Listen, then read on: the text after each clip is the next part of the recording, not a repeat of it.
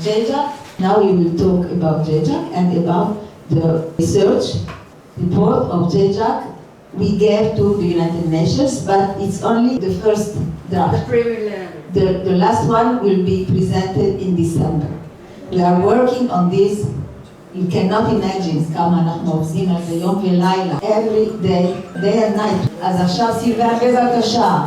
Before we start the presentation that we did at the UN, I'd like to give you a background of JJAC. I have been involved in JJAC when I was co-president of Canadian Jewish Congress. And I had to sit automatically on JJAC board. When I finished my mandate at the Congress, Canadian Jewish Congress, I was asked to stay on the executive. And then I was named co-president since then. And I've been co-president for the last 20 years, I believe. And we did a lot of work. So when we started the process, we realized something. The Palestinians had a narrative, they had a message. We are refugees, Jews don't belong here, we lost money, and we are victims. And the Jews are from Europe. That was the message. So we started the process, which took a lot of time, to be recognized as refugees. We had to look at the law, and we have a gentleman who worked with us, David Madas. He is a lawyer specializing in this type of subject. We got a legal approval that we could be considered as refugees. We worked with the government of America, Jewry, who did a lot of work with us. Tom Lantos, we negotiated with him to get a bill introduced at the US Congress, which was signed in 2008, where you had a unanimous resolution of the US Congress that recognizes that the Jews of Arab lands and Iran are refugees, and that no solution in the Middle East could be taken without looking at this resolution. Then we did the same thing at the UN. I spoke at the UN in New York, talking about this. I was with the World Jewish Congress. And by the way, just after my speech at the UN in New York, I was interviewed by a reporter from Al Jazeera who wasn't aware that there were Jews from refugees. A young guy, they didn't know this. Then we spoke at Ottawa. We got also the approval from the Canadian Parliament. We spoke at the House of Lords in England. We had a presentation at the UN in Geneva. And finally, we got the actual process in place.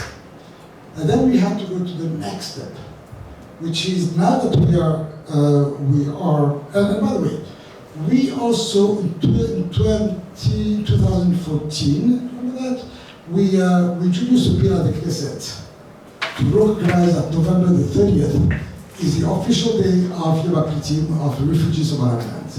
And this resolution at the Knesset was signed by myself, by Rabbi Abadi, who is my co-president, and by Stanley Erner. So this resolution was helped through Jerry Nadler, who made it possible to have the Knesset approve that. So today, officially, November the 30th is the official day of the exodus of Jews from Arab lands. JJAC is a coalition of many organizations. So head office is in New York. I am the co-president and managing director of the operation. We have a sister organization in California with Regina called JMENA. We have, of course, our sister organization in Israel. We have also a sister organization in Switzerland, JJAC Switzerland. We just created JJAC France. We have also Khalif in the UK. So we have a good pan-European North America. Shor asked about Iraq. I told her Maurice Shochet, he is representative of Iraq. We invite you to go on the board on the website. We have a very impressive group of people working with us. A few years back, a donor gave us a few million shekalim to work on a project to evaluate the losses of the Jews from Arab lands and Iraq. So we put together a group of economists, analysts, historians, statisticians. It took us about 4 years to do this study, and I'm going to talk about it now.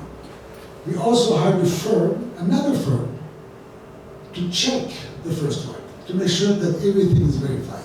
So now I'm going to show you a part of the presentation that we gave at the we talked about most of the story that we're talking about.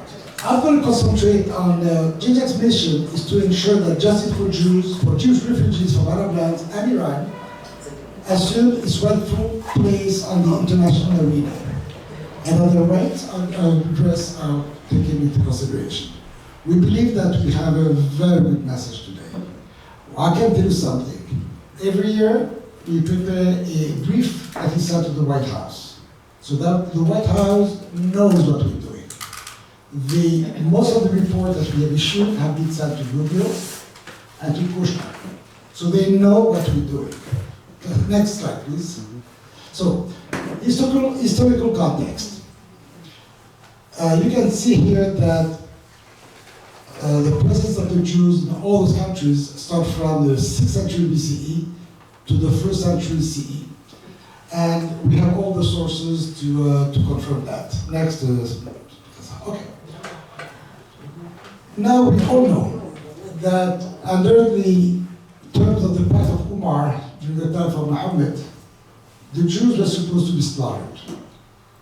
The Jewish tribes were supposed to be slaughtered by Muhammad and his savage warriors. They negotiated something with the Jews, which is, we're not going to kill you, but you're going to be Dinis, you're going to pray, you're going to pay us money just for being kept alive. So this is the treaty, the Pact of Umar. And it has been going on now for 1,000 years. From a population of over nearly 1 million Jews in Arab lands and Iran, we have about 1 million in 10 countries. So what happened in most of the time? After the war, after 1948, when the Arab countries reacted to the creation of the State of Israel, this triggered a flow of measures that is incredible. We do have a copy of the official letter signed by the Arab League that says, now that your Jews are going to Israel, we're going to punish our Jews. We have the official document from the Arab League that decided to do to the Jews what they did.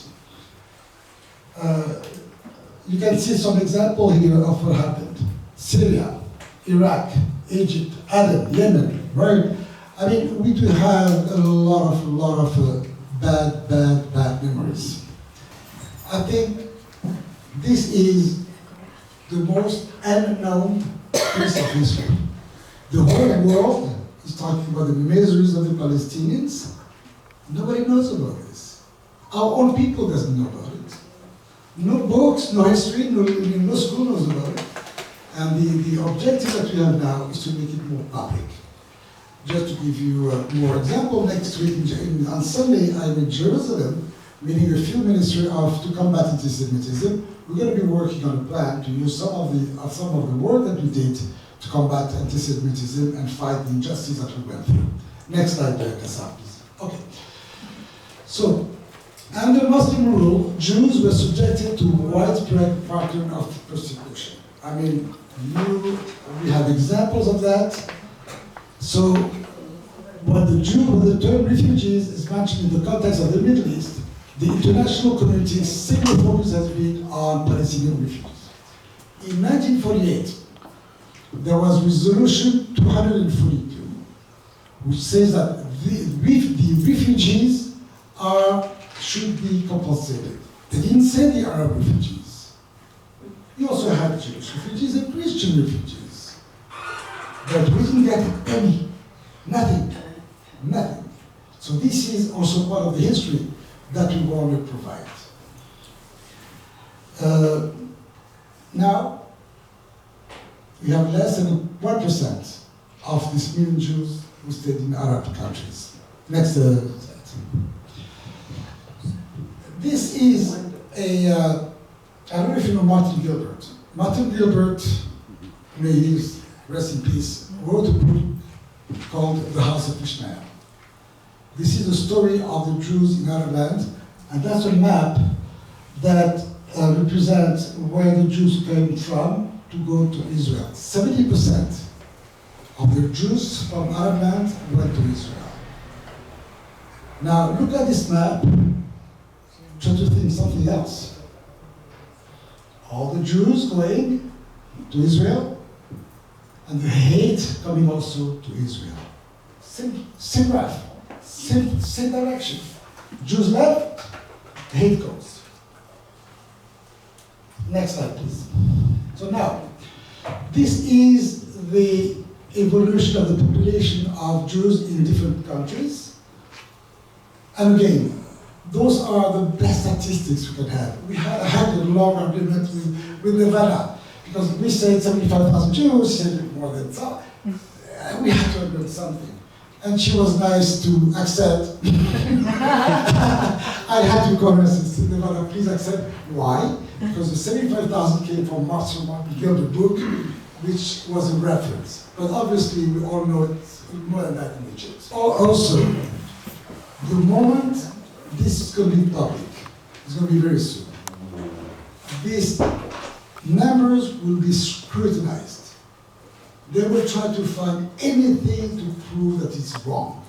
So I'd rather have 100,000 Jews in Egypt and put 75,000 than the other way around. So we are trying to be conservative as much as possible to avoid any usage of those numbers to discredit us. Next slide, please, Kasa. Okay, so those are the countries that we're talking about. And we have to say that we talk about Arab lands and Iran, which is not Arab. So that's why we always made a distinction between. We want also to make it very clear. What we're doing, we're not negating what the Palestinians went through. All we say is if you want justice for the Palestinians, you cannot give them justice without giving us justice. That's the message. You suffered, we suffered. You are refugees, we are refugees. Now, how did we, I'm going to go through the process on how we established the losses. In each country, we have 3 types of losses: individual losses, businesses, and communal.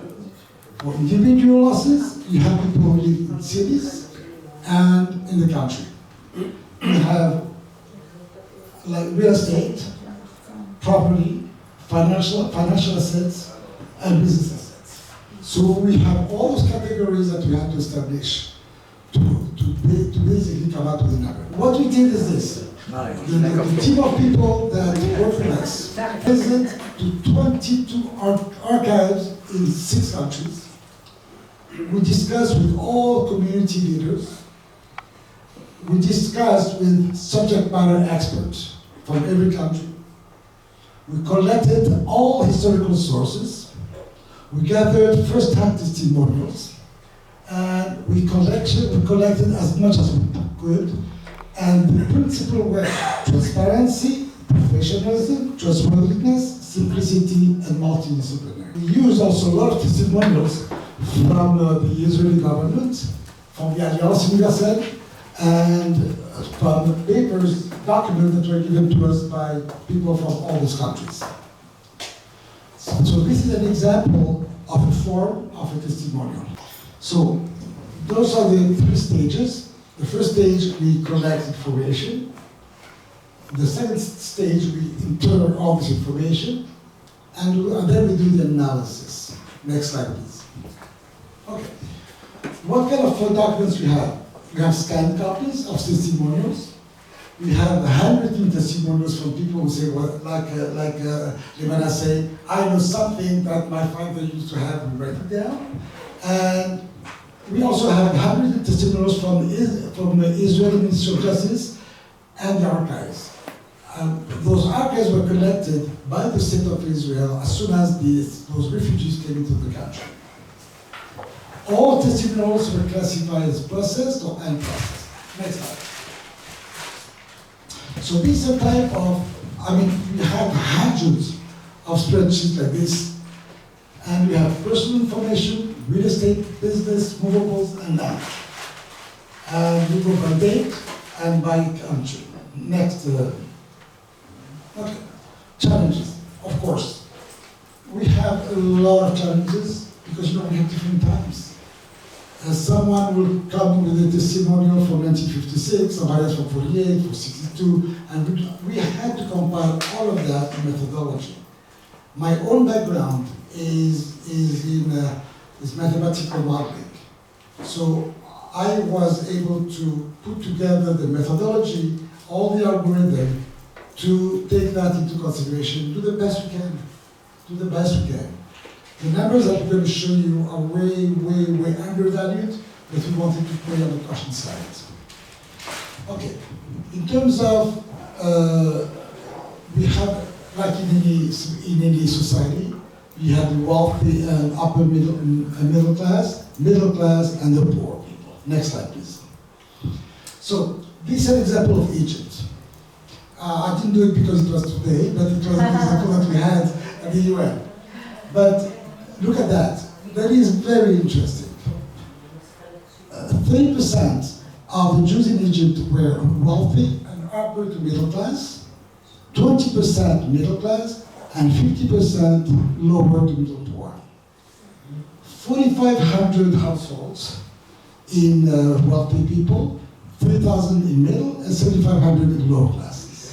So altogether, we have the demographic distribution. Now, the assets that we have from 1948, the wealthy and the median, so you have a spectrum of numbers. And you cannot take the average, you have to take what we call the median, which is the most representative number that we can use. What we came out is a value of just urban assets of $55 million as of 1948. Next slide, please.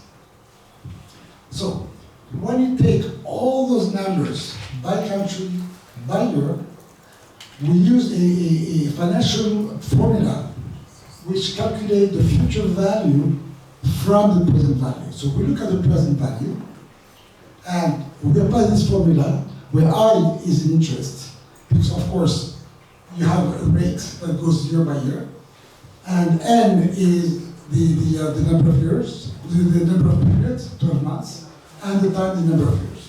Next slide, please. Okay, so that's an example from Egypt.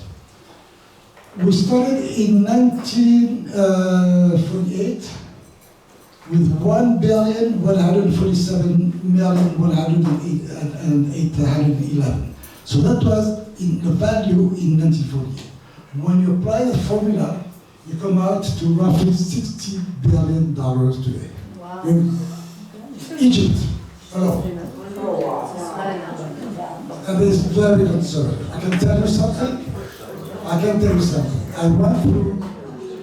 went through the contribution of Jews from Egypt to the society. It's amazing. The banking system has been created by the Jews.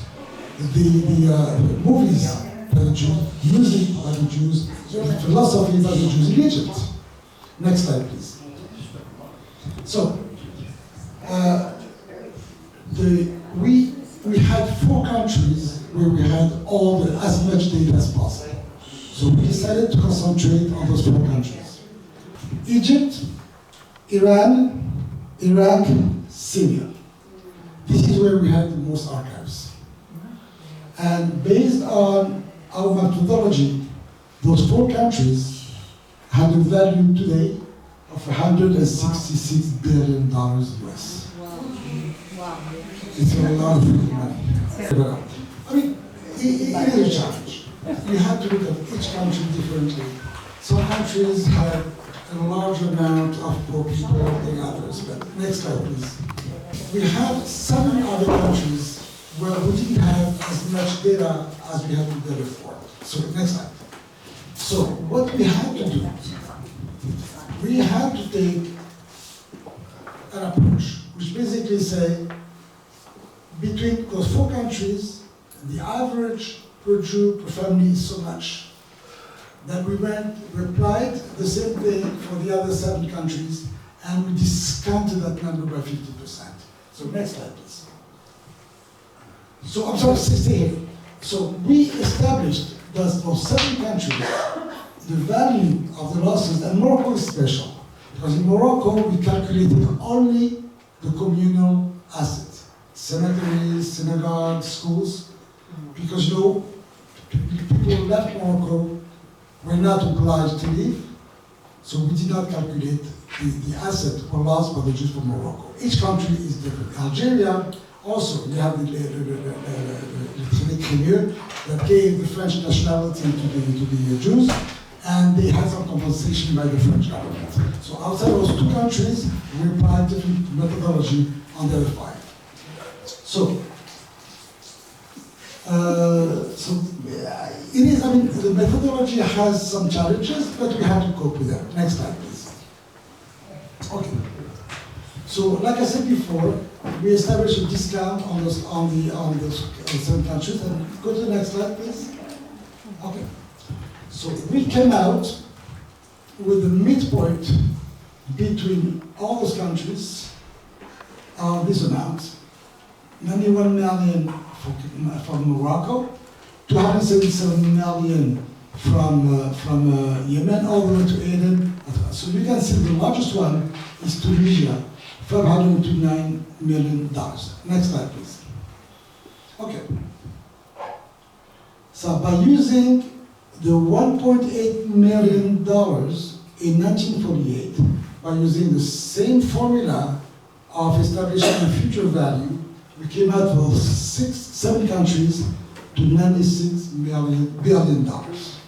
What we did also, and when you do all the calculation, it comes out to $263 billion. It's a lot of money. It's a lot of money that the world has ignored. There was a real ethnic cleansing that the world has ignored. We are not refugees, we're part of the land. So this is the other part of the study that we did. For every country, we had historians telling us the story of the Jews in each of those countries. So we can go back to before Islam. We show that we are part of the country, part of the landscape. We also show what the Jews have contributed to those countries. And the message is this: if today the value of you lost $260 billion, this is what the Arab countries lost. The impact of $260 billion. Imagine if the Jews had stayed in those countries, how the economy would have been in those countries. This is a message. The historical background. We give some example here of the Alliance School in Beirut, and that's before and after. Okay, so that's the breakdown of those countries. Basically, for the Aron Accord to have some significance, we believe that our story should be known. Now, what we presented at the UN, we're working now on 11 books, 1 book per country. We have finished all of them by the end of November. All of the books will have been finished, available. So they will have the history of the Jews in that country, the contribution of the Jews in that country, and the losses. Each book is about 100 pages. At the UN, we presented the executive summary of all those books, and they will be in a printed format by the end of November. How many pages? Altogether 1,000 pages, but 100 pages per country. So what did we do also for the last, I would say, 6 months? We hired a firm to do some vignettes, some media, and we had tremendous response. We have been working with a guy from Israel, Eddie Cohen. I don't know, I'm sure you guys know Eddie Cohen. Eddie Cohen? Eddie Cohen. Who is he? No. So Eddie has an amazing follow-up. We produced some vignettes in Arabic, and he had over 1 million views. 1 million views. So that's what we've been doing. We just finished also a video. I just saw the last draft today, which is a video that will be presented to the government of Israel. So the next step for us is, of course, what are we going to do? We did a lot. We did a lot, and we have to be proud of the team that we put together. I mean, Levana has been amazing. We're working with Zach Trash, with Henry Green from Miami, Stan Herman, of course, working with us, Adi Schwartz. So it was a very good team that we put together. We worked with Philippe Sadon in Madrid, who did all the video and the social media. We're working with another Philip Massolini here in Austria to look at the psychological aspect of media planning. So that's my presentation for you, and I'd like to thank you. Thank you very much. תודה רבה, סיגה. זה brilliant. זה היה מבריק.